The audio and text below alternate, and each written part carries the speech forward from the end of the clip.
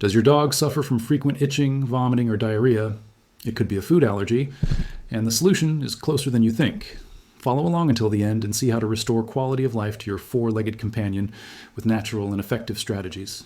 This is a complete guide for tutors looking for real answers, without fads. Subscribe to the channel and activate the bell for more content on natural food and dog care. Food allergies in dogs are one of the most complex and, at the same time, most neglected topics in the routine of many owners. They do not manifest themselves in a single way, such as a simple itching or skin irritation. In fact, the allergic condition can take many forms, from mild gastrointestinal symptoms to severe behavioral changes. In many cases, the dog spends years being treated with shampoos, antibiotics, and even corticosteroids, without the real trigger even being considered: food. It is necessary to understand that most industrially processed foods, even the so-called premium ones, contain a high load of allergenic components. We're talking about chemical preservatives, artificial colors, flavor enhancers, and low-quality protein sources, often byproducts of dubious origin. These elements can provoke a reaction from the animal's immune system, which starts to identify these compounds as threats. The result is a constant, silent, progressive, and highly harmful inflammatory response. The most common signs of food allergy include recurrent itching, excessive licking of the paws, constant ear infections, hair loss, chronic flatulence, inconsistent stools, occasional vomiting, and even mood swings, such as aggression or apathy. However, these symptoms are often confused with other diseases, leading to a cycle of palliative treatments that do not attack the real cause of the problem. Therefore, the first step is the accurate diagnosis. But how to diagnose a food allergy effectively? The most reliable method is not an expensive laboratory test, as many imagine. In clinical practice, the most powerful tool is the so-called food exclusion protocol.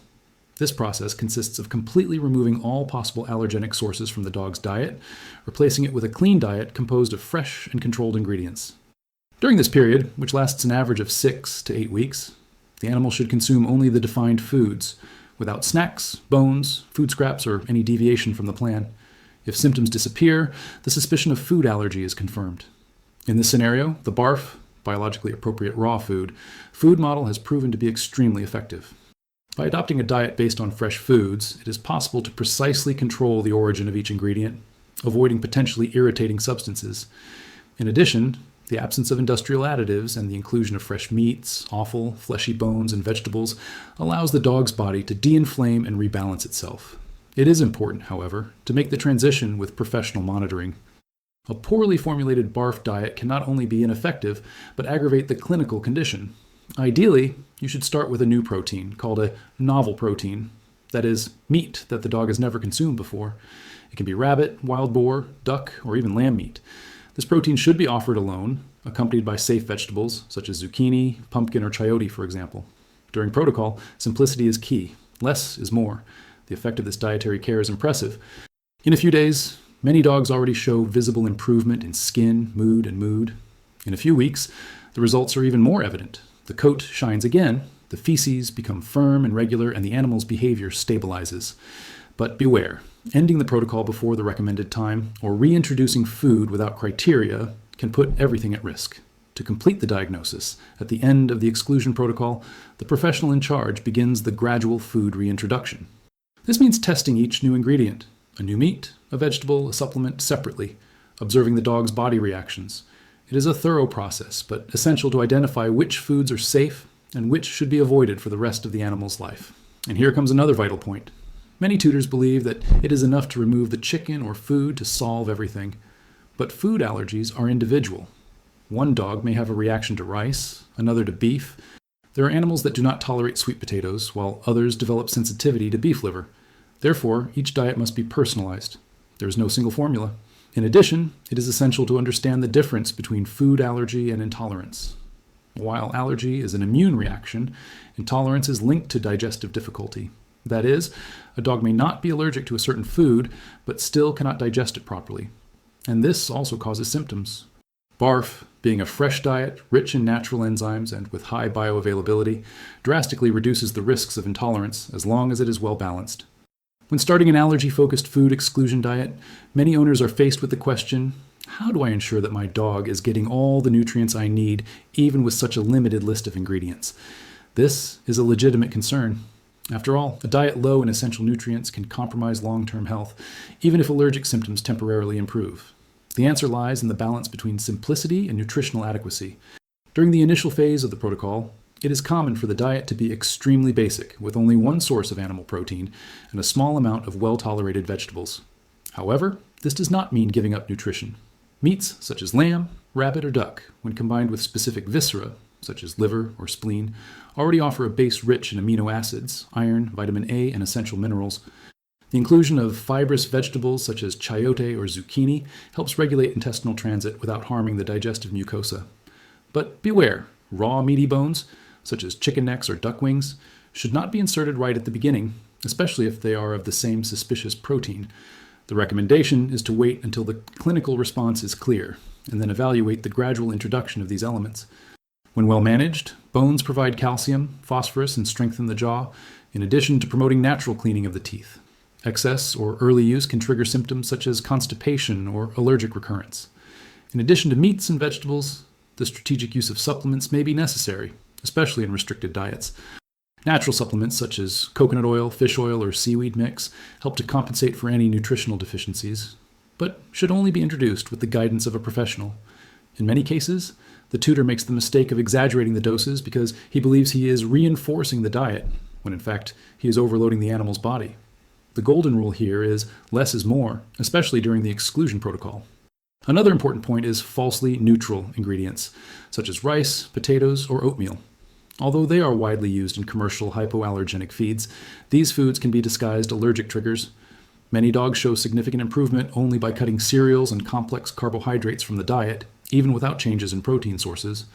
This is because the dog's digestive tract was not biologically designed to metabolize large volumes of grains, and chronic exposure to these elements can trigger cumulative intolerances. In this context, the BARF diet represents a return to the animal's biological origins.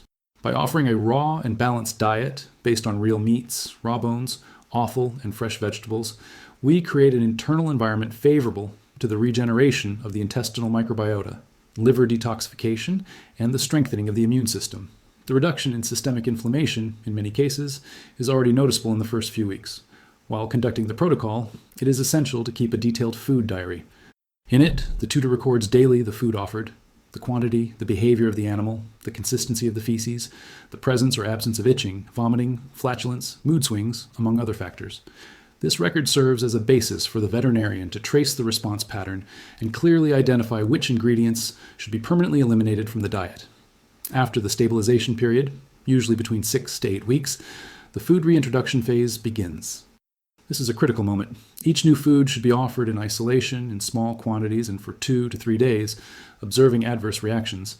If there are no negative changes, that item is kept on the menu. If any symptoms arise, it is immediately suspended and noted as not tolerated. From this screening, a definitive menu is assembled, free of allergens and fully customized for the dog's body. But it is at this point that many tutors, unfortunately, make mistakes that compromise the entire process. One of the most common is to try to rush the reintroduction due to anxiety or carelessness, inserting 2 or more ingredients at once, mixing industrialized snacks, or offering leftover human food. Another frequent mistake is to rely only on blood or saliva tests that promise to identify allergies. These tests, while useful in some contexts, are not a substitute for the direct clinical response seen in the exclusion and reintroduction protocol. It is worth remembering that food allergies have no cure, but they have total control when you know the trigger. By identifying which foods cause the reaction and keeping a definitive distance from them, the animal can have an absolutely healthy and happy life. And this is where the BARF philosophy shines even brighter. By allowing full control over ingredients, the raw diet offers freedom and safety. Nothing is hidden, everything is transparent. And this is what truly differentiates a healthy dog from a dog treated with palliatives. The decision to migrate to BARF, especially in the context of allergies, requires commitment. But the benefits are worth it. Improved immunity, resolution of dermatitis, bowel regularity, lean mass gain, physical disposition, and even improved breath. For dogs who have spent years suffering from chronic itching and repeated ear infections, this process represents a true liberation. For owners who choose to offer a BARF diet, the correct diagnosis and reintroduction of foods should be treated with even more attention. This is because the raw ingredients used need to be strictly controlled, both for their origin and for their individual allergenic potential. After diagnosis, it is essential to create a personalized diet that takes into account not only intolerances, but also the specific nutritional needs of the animal. For example, A dog that has a reaction to chicken meat may benefit from alternative proteins such as rabbit, lamb, or white fish, as long as these foods are introduced one at a time, with careful monitoring. The use of organ meat should also be adjusted, since some viscera can provoke reactions even in dogs that tolerate muscle protein well. Another important aspect is the controlled inclusion of vegetables. Even though they are natural, some vegetables such as carrots, sweet potatoes, spinach, or zucchini can cause adverse reactions in sensitive dogs. The guidance of a veterinarian specializing in nutrition is essential in determining which vegetables are safe and how they should be prepared, usually steamed or pounded, to facilitate digestion and minimize risk. It is common that, after the period of exclusion and stabilization, the tutor begins a process called provocation, where food is gradually reintroduced one by one, with a spacing of 3 to 7 days between each new item. This process helps to accurately identify which ingredients are behind the reactions and allows for the construction of a balanced and safe diet. In some cases, the animal may have only 1 or 2 real restrictions, which makes it much easier to plan a nutritious and varied menu. In addition to ingredient selection, it's important to consider supplementation. Dogs with dietary restrictions may need extra support with essential fatty acids, B vitamins, or even probiotics to strengthen the gut. BARF allows for finer control of these additions, which can be advantageous as long as it is done with discretion. The introduction of quail eggs, for example, can be an excellent source of protein and micronutrients, but it should only be done after tolerance assessment. The same goes for lactose-free natural yogurt, coconut oil, and crushed seeds like flaxseed and chia. All these items have high nutritional potential, but also risk of reaction in allergic animals. In summary, the success of the BARF diet in cases of food allergy depends on personalization, patience in the reintroduction process, and constant veterinary monitoring. With planning, knowledge, and observation, it is possible to transform a chronic problem into a new phase of health, vitality, and well-being for the dog. Finally, it is important that the tutor keeps a food diary, writing down what was offered and what quantity and what reactions were observed, even if subtle, such as nocturnal itching or soft stools, helps create a reliable history that can be revisited in future consultations. This simple habit significantly increases the chances of long-term success and helps prevent relapse. The BARF diet, despite requiring greater involvement from the owner, offers freedom, transparency, and complete control over what the dog consumes. For dogs with food allergies, this can mean the difference between a life full of discomfort and a healthy routine full of energy and free of itching, inflammation, and constant visits to the vet.